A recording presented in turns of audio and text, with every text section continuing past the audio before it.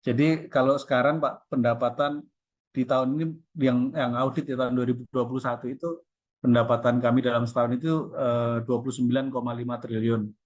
Nah, dari situ eh, dari operasional lain termasuk dari investasi tadi kami bisa membukukan laba itu di 5,8 triliun di tahun 2021 ya. Nah, dengan adanya subholdingisasi ini ya 5,8 triliun. Nah, dengan subholdingisasi nanti Pak, kami itu pendapatannya akan menjadi berapa tadi ya? Sebentar saya ingat. Pendapatannya akan jadi sekitar 94 triliun, Pak. Tapi labanya juga tidak menjadi ini, paling ditahan di 2 kali lipatnya kira-kira gitu. Jadi memang anu tadi, kita bukan seperti yang karena tadi bisnisnya hanya di dalam sendiri, Pak, ya, paling besarnya maksud dan angka dari keuntungan itu juga sebenarnya dipertahankan tidak serta-merta dengan naiknya aset terus kemudian labanya juga naik drastis gitu, enggak sih Pak, apa namanya, karena tadi nanti kasihan Bapak bayar listrik di rumah lebih mahal nanti.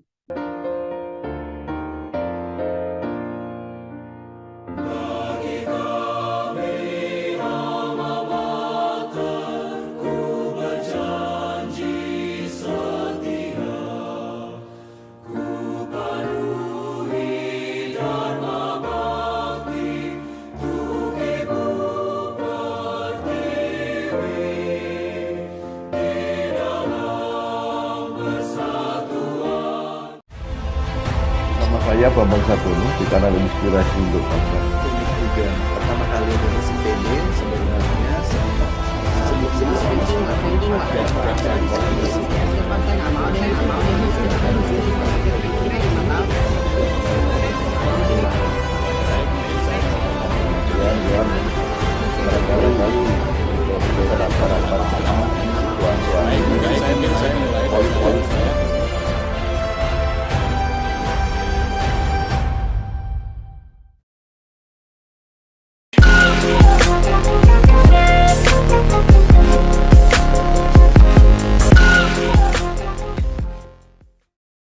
Assalamualaikum warahmatullahi wabarakatuh.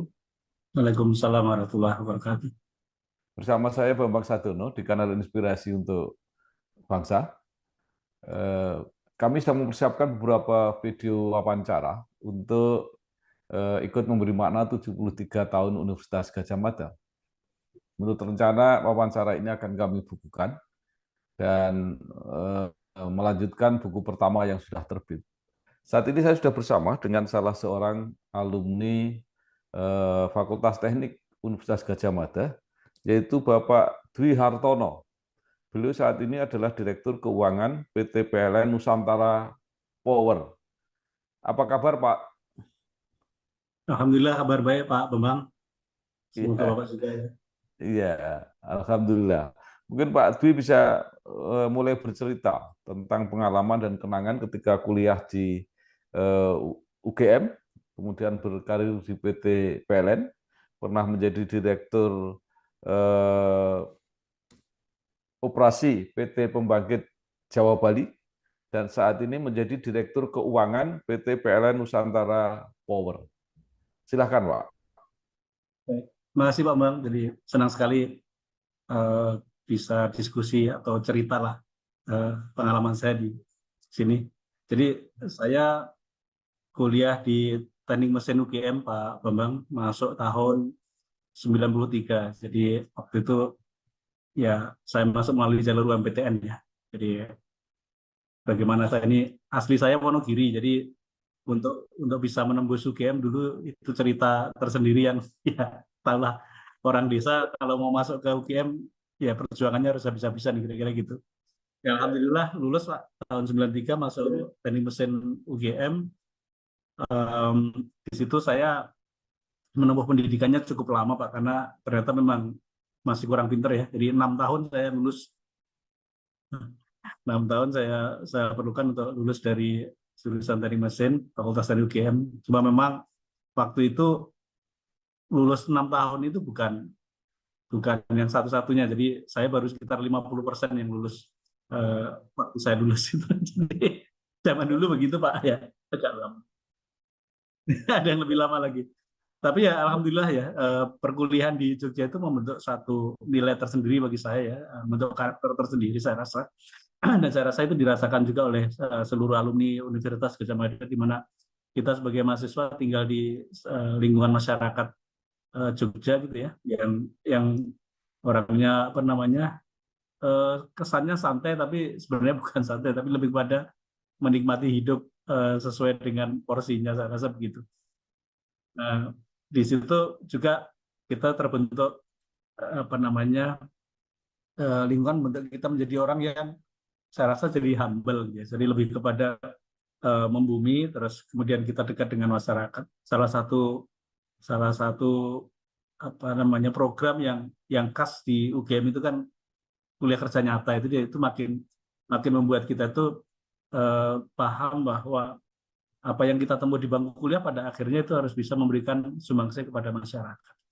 Nah, itu pula yang terus kemudian apa ya, seperti juga ketika saya masuk di dunia kerja ya, setelah lulus saya kerja pertama saya itu di Batam, 2 tahun lebih saya kerja di manufacturing gitu ya. Penghasilan cukup bagus waktu itu, tapi terus kemudian setelah 2 tahun itu saya memutuskan untuk keluar Pak. Jadi saya nggak mendapatkan apa namanya, nggak mendapatkan makna gitu ya, nggak mendapatkan value. Pengalaman yang berharga, uang yang cukup, tapi bagi saya value-nya belum dapat. Nah, terus kemudian ada kesempatan PLN membuka lowongan, membuka rekrutan. Waktu itu sudah sekitar 7 tahun PLN tidak merekrut pegawai ya. Jadi saya termasuk yang awal-awal direkrut kembali oleh PLN.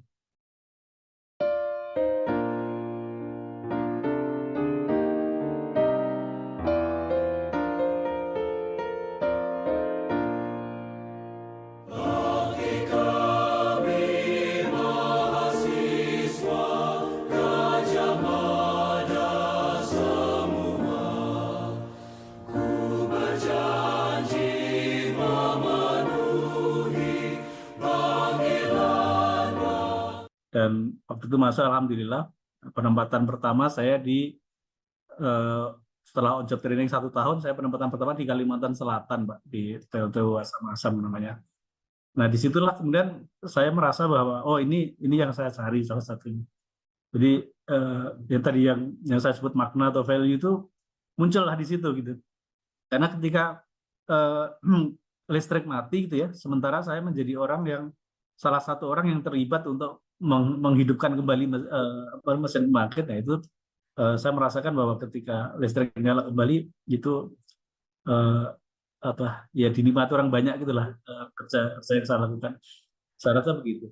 Nah kemudian perjalanan karir saya di PLN 3 tahun di Kalimantan Selatan, saya pindah ke PLN Pusat Pak. Di situ ditempatkan pada satu divisi, namanya divisi pengadaan Independent Power Producers, divisi IPP. Nah, tugasnya itu adalah melakukan proses pengadaan untuk pembangkit listrik swasta yang bekerja sama dengan PLN. Di situ saya 11 tahun Pak di pengadaan IPP, jadi segala macam proses dari mulai pengadaan, even sebelum pengadaan ya, penyiapan dokumen pengadaan, proses pengadaan, sampai proses pembentukan kontrak dan negosiasi itu saya jalani semua selama 11 tahun. Tahun 2017 kebetulan PJB itu membentuk suatu anak perusahaan baru namanya PJB Investasi. PJB Investasi itu suatu perusahaan yang bergerak di bidang investasi untuk ketenagalistrikan gitu. Jadi mungkin karena pengalaman saya 11 tahun di seputaran pengadaan IPP, jadi saya ngerti mengenai proses bisnisnya IPP gitu ya, bisa berhitung mengenai bagaimana suatu IPP itu muncul harga gitu ya. Terus maka kemudian pada tahun 2017 itu saya mendapat tugas untuk menjadi direktur operasi dari PT PJB Investasi.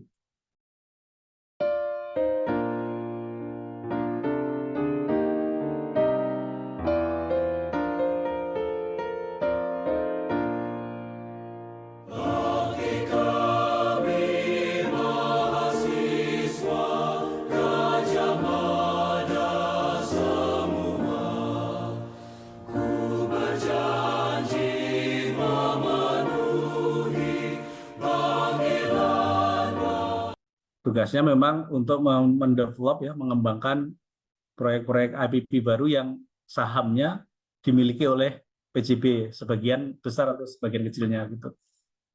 Nah, di situ saya selama 4 tahun berada di situ.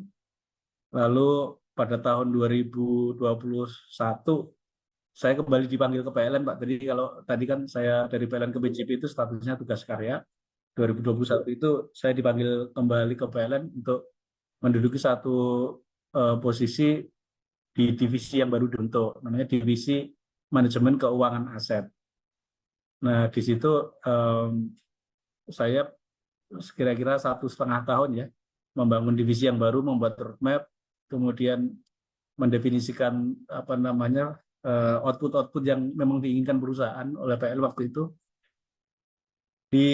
Karena di bidang itu dan itu di bawah pembinaannya Direktorat Keuangan PLN Holding, maka di situ juga akhirnya saya belajar mengenai keuangan di situ, Pak. Jadi sebelumnya iya, tapi terus kemudian ini keuangan perusahaan, banyak belajar di manajemen keuangan aset.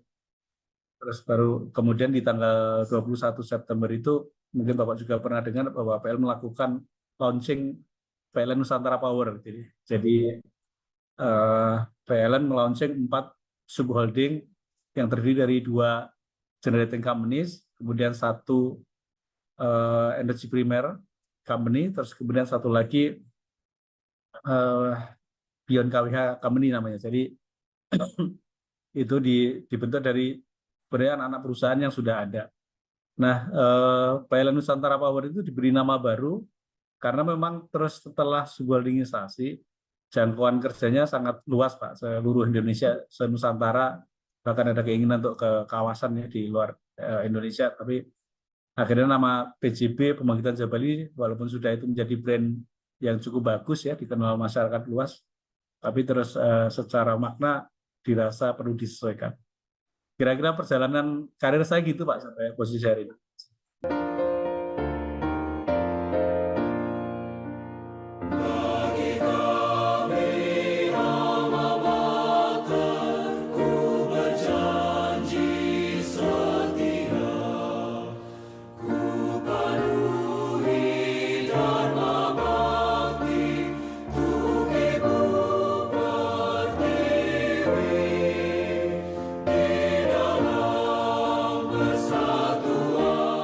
Saya kira menarik sekali Pak Dwi Hartono. Jadi Bapak tahu persis awal mula listrik swasta ya di Indonesia. Nah, saya justru pengen tahu itu mulai kapan ya Pak swasta diberi kesempatan untuk ikut investasi di bidang listrikan itu. Baik, itu sebenarnya dimulai dari tahun 97 dulu, Pak. Sebelum krisis moneter itu, PLN menandatangani satu kontrak jual beli tenaga listrik dengan beberapa pengembang investor ya, investor IPP.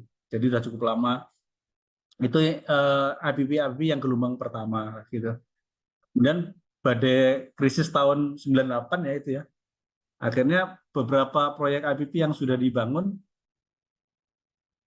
itu tahu-tahu pemerintah menerbitkan kepres, Pak. Kepres menghentikan karena kan adanya take or pay ya, kewajiban membayar ketika apapun ya, misalnya listrik nggak dipakai pun kita bayar sesuai dengan kapasitas yang diperjanjikan. Nah itu kondisi mungkin listriknya akan dipakai. Nah jadi awal-awal listrik swasta di Indonesia begitu, Pak. Nah kemudian baru setelah krisis moneternya reda, maka kemudian proyek-proyek tadi dilanjutkan kembali, beberapa direnegosiasi ulang, harganya, direnegosiasi ulang kontennya, sama juga ada juga yang memang diberhentikan karena memang nggak ada progres. Nah, dari situlah kemudian PLN itu memiliki suatu kontrak dengan IPP. PLN mengerti mengenai apa saja yang harus ditransaksikan, diperjanjikan, kemudian disepakati ya dalam satu kerjasama antara PLN dengan investor ya dalam konteks bisnis ketenaga listrikan Indonesia, di mana di Indonesia itu PLN menjadi pembeli tunggal, Pak. Jadi istilahnya single buyer. Nah itu di era di mana dikenal istilah single buyer multi seller. Jadi di sisi pembangkitan siapa saja sebenarnya sepanjang itu memang diperlukan oleh PLN atau oleh negara, boleh berbisnis tenaga listrik ya dengan sesuai dengan kaidah peraturan yang berlaku. Tapi seluruhnya itu harus dijual kepada PLN, seluruh produksi listriknya. Dan kemudian itu oleh PLN dipakai untuk dijual kembali kepada pengguna listrik akhir. Kira-kira itu IPP awal Pak di Indonesia. Karena memang jadinya pembelinya satu-satunya PLN Pak, maka kemudian si investor itu kan secara kontraktual dia harus bisa mengembalikan investasinya begitu. Nah, cara untuk mengembalikan investasinya kan mestinya dengan kepastian jualan listriknya gitu. Karena satu-satunya dia boleh jualan hanya ke PLN. Maka itulah muncul kondisi yang disebut sebagai take or pay itu. Jadi itu tujuannya adalah untuk membuat si investor itu tertarik melakukan investasi pembangkit tenaga listrik di Indonesia. Karena tanpa itu ya investor nggak punya kepastian dia akan jual kemana atau dia bisa jualan apa enggak yang untuk bisa mengembalikan investasinya. Nah, ini situasi yang terjadi karena di peraturan yang berlaku di Indonesia seperti itu. Investor hanya boleh jualan ke PLN.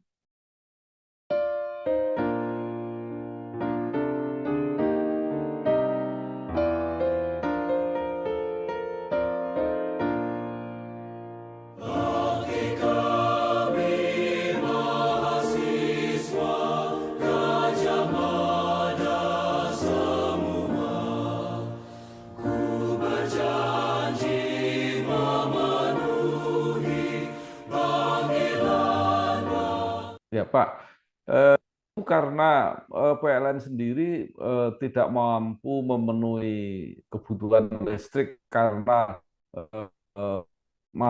dalam teks itu karena investasi Pak sebenarnya. PLN tidak punya isu teknis atau teknologi sebenarnya Pak. Ini lebih kepada cepatnya pertumbuhan kebutuhan tenaga listrik di saat yang sama kemampuan investasi PLN itu cukup atas ya. Karena maka kemudian di pasar keuangan, di pasar tenaga listrikan, investasi melalui skema yang disebut project financing ya, itu memungkinkan sehingga disitulah ada peluang PLN nambah kapasitas secara cepat. Jadi karena keterbatasan investasi PLN, sementara investor itu mempunyai cara-cara mereka untuk melakukan investasi, maka PLN atau pemerintah ya menggandeng pihak swasta untuk berinvestasi di bidang tenaga listrikan dengan skema tadi istilahnya project financing. Jadi project financing itu proyeknya membiayai mampu membiayai pengembangannya gitu Pak. Sekarang portofolio sampai sekarang itu berapa persen oleh jaringan PLN sendiri, berapa persen yang disumbang oleh investor swasta ini Pak? Kondisi terakhir tahun 2021 kira-kira sekarang sudah sekitar 30-an%, lebih ya 30% pembangkit yang beroperasi Pak ya, yang beroperasi yang dimiliki oleh swasta gitu. Dari sisi persentase pembangkitnya, tapi dari sisi presentasi tenaga listriknya mungkin sudah hampir 40% Pak. Jadi itu bisa dilihat bahwa power plant punya kita sendiri akhirnya lebih banyak diistirahatkan, bukan dimatikan, tapi lebih banyak karena tadi masalah satu ada take or pay, yang kedua juga ada isu efisiensi Pak. Jadi pembangkit IPP itu kan pembangkit yang lebih baru dengan teknologi yang lebih baru sehingga kemudian efisiensi yang lebih bagus. Nah, karena untuk pengoperasian pembangkit itu diperlukan bahan bakar, nah jadi akhirnya komponen bahan bakar itu menjadi Pak, pertimbangan penting untuk menentukan mana pembangkit yang dioperasikan, mana yang operasi dengan beban lebih rendah gitu. Iya. Lalu kalau tren Pak, jadi trennya ke depan itu apakah komposisi yang dari luar PLN itu akan jauh lebih besar atau nanti investasi PLN juga akan mengembalikan komposisi PLN akan yang lebih besar lagi? Ya. Tren itu sebenarnya bisa dilihat di RUPTL ya, Rencana Usaha Penyediaan Tenaga Listrik. Kalau bicara RUPTL, trennya IPP memang akan membesar Pak.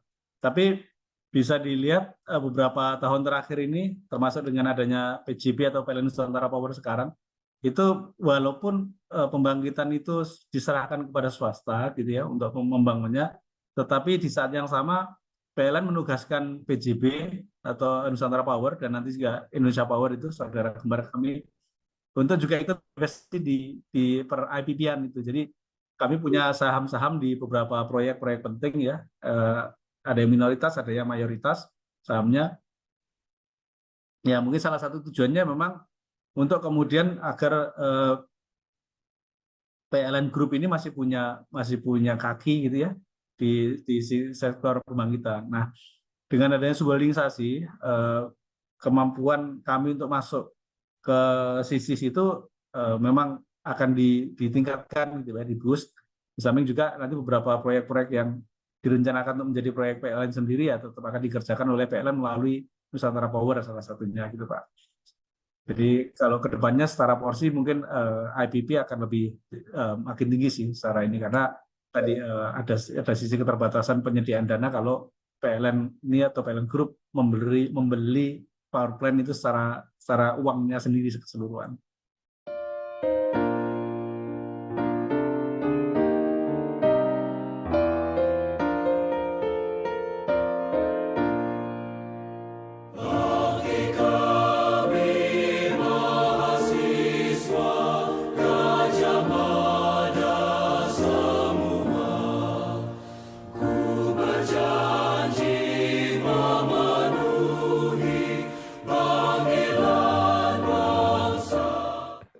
Baik, nah sekarang kembali ke pengalaman Pak Dwi sendiri sebagai orang teknik mesin, kemudian melayani urusan-urusan teknis mula-mula pembangkit dan sebagainya, tapi kemudian sekarang mengurus masalah keuangan. Walaupun tadi Bapak juga menyampaikan bahwa pernah berada di divisi keuangan lah.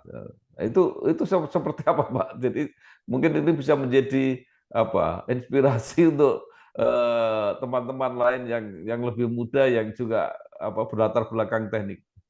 Baik, baik Pak Bambang, ini bagi saya sendiri juga kadang-kadang suka bertanya-tanya kenapa saya ada di sini gitu ya. Tapi gini intinya, saya rasa kuncinya adalah kemauan Pak ya, kemauan untuk terus belajar ya, belajar hal baru, tidak terikat kepada pengetahuan yang lama yang kita miliki tetap kita jaga, tapi di saat yang sama kita welcome dengan pengetahuan yang baru. Saya rasa kuncinya di situ dan akhirnya kemauan untuk belajar yang baru itu harus disertai dengan ketekunan kan kira-kira gitu Pak ya. Kata guru SMA saya itu begini, bisa nih tekan kudu atekan tekun gitu. Baca begitu. Jadi supaya nyampe tujuan memang harus bertongkatkan tekunan. Saya rasa itu sih kata kuncinya. Tapi sisi lain memang Pak, pada ujungnya apapun latar belakang kita ya, ketika kita pada akhirnya punya kesempatan berkarir ke jenjang yang tinggi gitu, disitulah sebenarnya ujung dari bisnis itu adalah uang gitu. Maka memang mau nggak mau lulusan teknik, lulusan kedokteran, lulusan fisika, lulusan hukum, apapun ketika mereka nanti masuk ke dunia bisnis dengan sesuai bidang masing-masing, toh pada akhirnya akan berujung kepada mereka harus mampu membaca laporan keuangan, membuat laporan keuangan. Nah, saya rasa ini jadi relevan ya. Ditambah lagi di saat kuliah dulu juga sebenarnya ada mata kuliah 2 SKS gitu Pak, namanya Engineering Economics ya. Jadi sebenarnya yang dulu kita pikir nggak berguna, ternyata hari ini kita bicarakan gitu. Ya bagaimana ketika melakukan investasi harus untung berapa return-nya istilahnya. Dan seperti itu saya rasa Pak Bambang. Ya, saya kira ini menarik. Bapak sekarang kan bertanggung jawab bukan sekedar operasi keuangan, tapi kan juga harus mengkreasi pendapatan dan laba itu. Ya. Nah, dengan posisi sebagai subholding yang bisa jualan ke satu bayi yang mungkin harganya sudah ditetapkan, bagaimana cara mengkreasi keuntungan itu? Karena itu kan jadi kinerja yang menjadi pertaruhan juga untuk Bapak ya, itu. Itu benar sekali. Jadi ini hal menariknya ketika kita berada dalam grup di mana kita jualan kepada grup sendiri dengan proyek. Tapi itu benar dalam hal kalau kita hanya berbisnis di sisi jualan listrik ke PLN Pak. Tapi sebenarnya Nusantara Power itu juga diberi kesempatan untuk kemudian kita bisa berbisnis ke luar PLN Group gitu ya. Kemampuan internalnya itu akan dimanfaatkan. Salah satunya adalah kemampuan dalam melakukan jasa operation and maintenance dari pembangkit tenaga listrik. Nah, itu kita bisa jual ke pengetahuan atau kemampuan atau kompetensi itu ke luar negeri ya. Ada beberapa proyek di Bangladesh kemarin, kemudian mau masuk pasar Laos misalnya. Dan juga selain itu juga kita memberikan beberapa servis, misalnya di kami itu punya anak usaha untuk pengadaan suku cadang. Awalnya dia dioperasikan untuk memenuhi kebutuhan PLN Group ya. Tapi pada akhirnya kapasitasnya ada sisa gitu, dan sebenarnya peralatan pembangkit itu yang butuh kan nggak hanya PLN, tapi industri-industri luar sana yang mempunyai pembangkitan juga kira-kira akan membutuhkan. Nah, itu yang kemudian kita akan pasok. Jadi kalau ditanya tadi bagaimana mengenerate keuntungan, ya memang dari usaha-usaha yang di luar PLN Group, Pak. Karena kalau usahanya di dalam PLN Group, tadi benar bahwa pada akhirnya cuma dikonsolidasikan gitu ya. Jadi seolah-olah tidak ada dampak langsung. Nah, selain itu tadi juga karena PJB ini atau Nusantara Power ini punya beberapa pembangkit IPP, nah di situ kita menikmati pembagian dividen, Pak, dari investasi kita yang di sana. Tapi kalau dari operasional internal sendiri, cara kami mencetak laba lebih kepada sebenarnya ke struktur transaksional dengan PLN. Jadi intinya tetap bisa, Pak, kalau kami beroperasi lebih efisien dari yang ditargetkan PLN, kami dapat upside gitu. Kira-kira itu, Pak.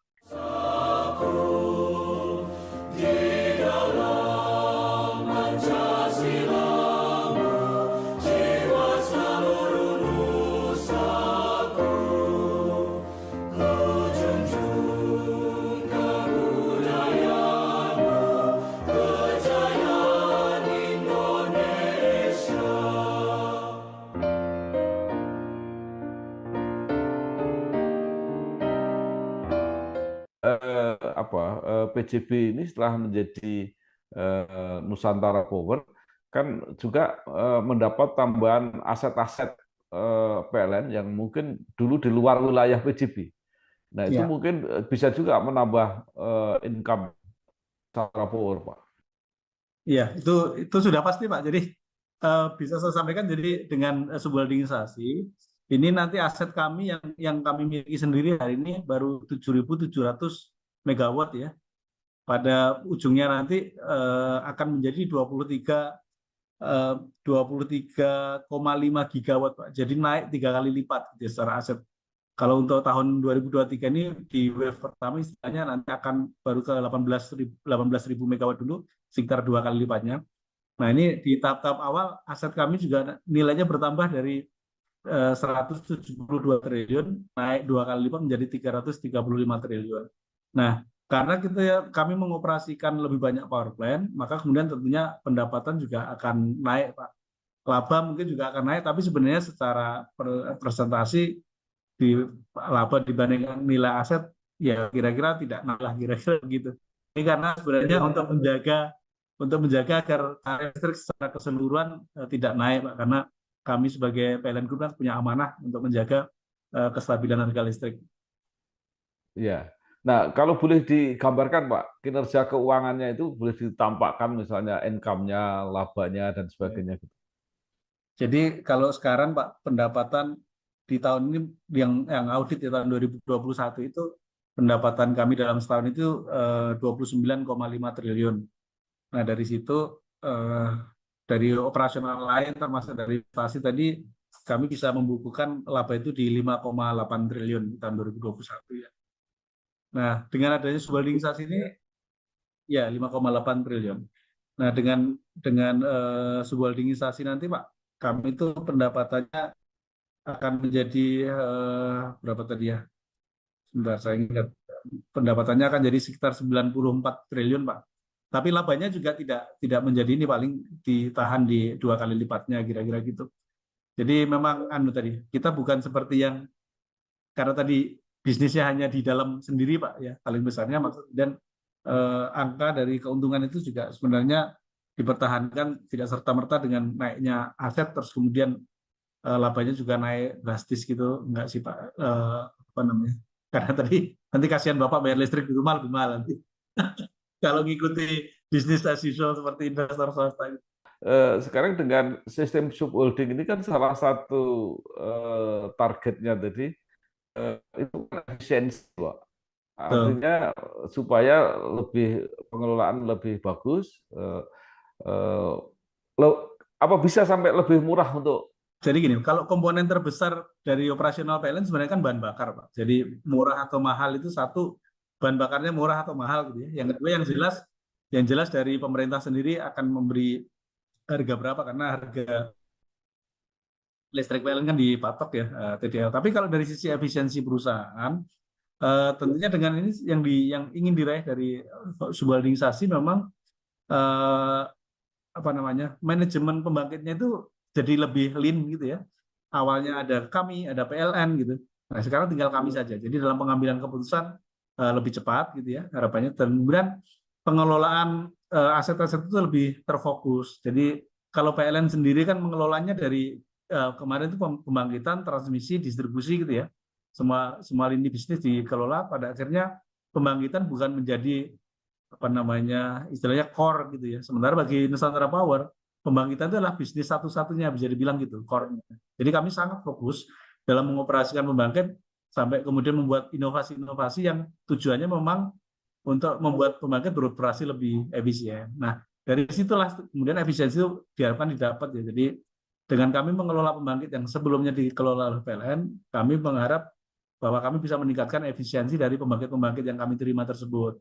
Nah, dari situlah harapannya efisiensi bisa didapat.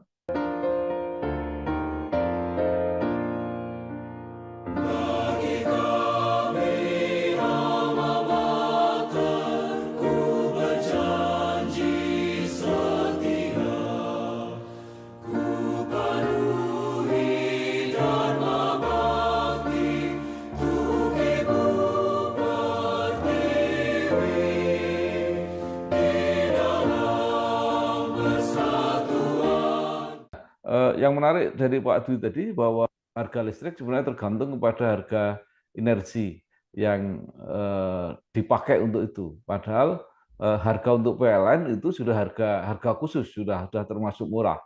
Nah, kemudian ke depan kan akan ada pergantian bersih itu. Nah, itu kira-kira bisa lebih atau lebih energi terbarukan ini.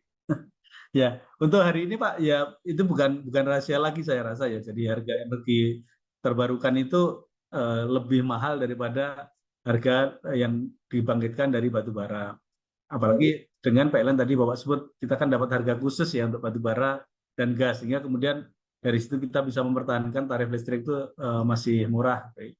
Nah, tapi ke depan memang kita nggak tahu ya kalau memang benar bahwa energi baru terbarukan itu akan lebih murah daripada harga batu bara, tentunya itu akan membuat harga listrik lebih murah, Pak. Jadi ada masanya dulu tarif listrik itu kan ditentukan dengan beberapa indeks, jadi sifatnya fluktuatif tergantung indeks-indeks harga minyak, kemudian indeks inflasi dan lain-lain, sehingga kemudian ketika harga bahan bakar naik, harga listrik naik, harga turun, harga listrik turun, tapi itu kan sempat sampai hari ini nggak diterapkan lagi.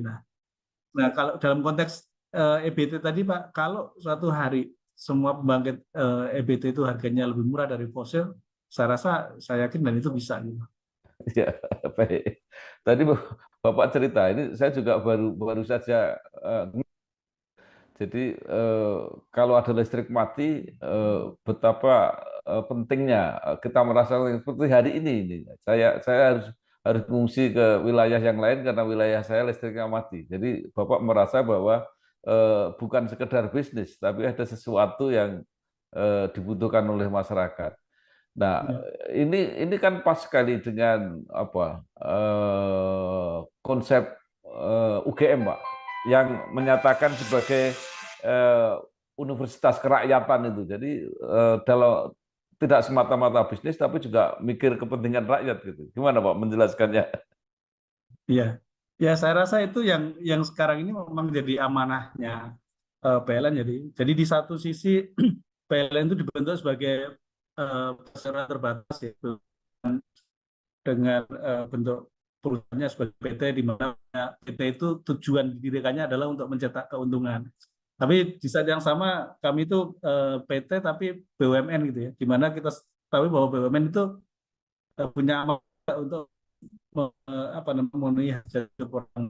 Jadi dalam hal apa istilahnya kerakyatan itu saya rasa itu menjadi yang nomor satu dalam pilihan-pilihan keputusan di PLN Group termasuk di Nusantara Power, Pak. Jadi kalau Bapak ketahui mungkin di PLN itu ada juga kami harus melistriki daerah 3T itu ya, terdepan, terluar, dan tertinggal itu. Di situ tuh nggak ada untungnya, Pak. Kalau kita serahkan ke swasta ya nggak mungkin ada yang mau. Nah, dari situ listrik tetap harus dibangun. Kajian kami kalau membangun suatu infrastruktur, tentunya kami melakukan kajian-kajian ya, salah satunya kajian kelayakan finansial.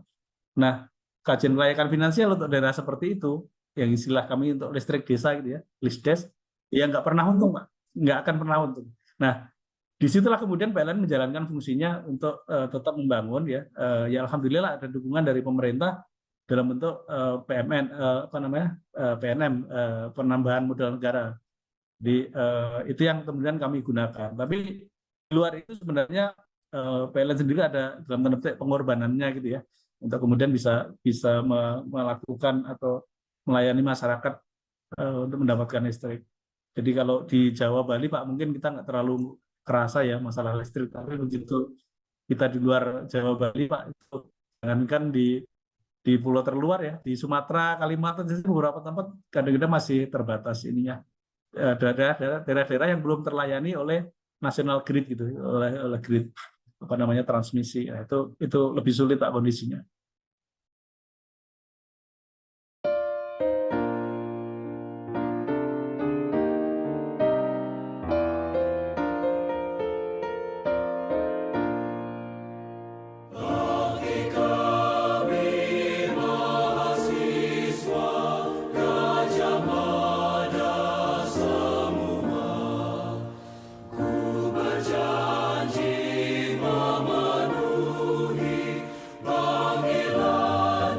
Baik, terakhir Pak Dwi, mungkin dengan pengalaman Bapak ini, terutama bagaimana harus bertransformasi ya dari teknik ngurusi bisnis, ngurusi keuangan, apa yang perlu disarankan kepada alma mater, kepada mahasiswa yang sedang belajar untuk mempersiapkan bahwa di lapangan kadang-kadang beda dari apa yang kita pelajari di kampus. Baik, terima kasih.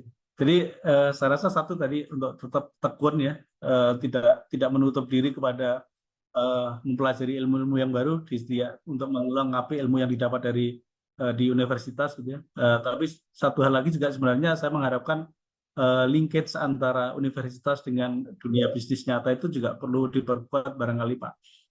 Sehingga kemudian nanti ada kesempatan bagi para praktisi dunia bisnis itu bisa bersentuhan langsung dengan para mahasiswa untuk memberi mereka ide gitu ya, setidaknya di luar sana itu seperti apa, atau setidaknya ide mengenai penerapan ilmu yang mereka pelajari di bangku kuliah itu seperti apa.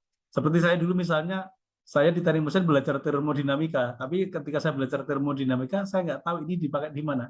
Karena saya kerja di PLN, maka akhirnya saya tahu bahwa oh ini pakainya ke sini gitu. Nah itulah kira-kira mungkin salah satu saran Pak. Baik.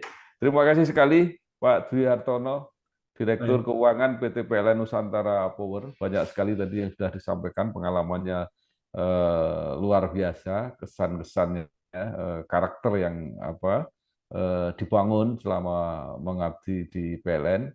Kerja tidak sekedar memburu uang, tapi kalau nilai-nilainya tidak cocok itu membuat orang tidak mantap ya, tidak kerasan gitu kira-kira. Mudah-mudahan ini semua bisa memberi tambahan inspirasi dan motivasi terutama untuk para generasi muda. Sekali lagi terima kasih Pak Dwi Hartono, selamat bekerja, sukses selalu. Terima kasih. Wassalamualaikum warahmatullahi wabarakatuh. Waalaikumsalam warahmatullahi wabarakatuh.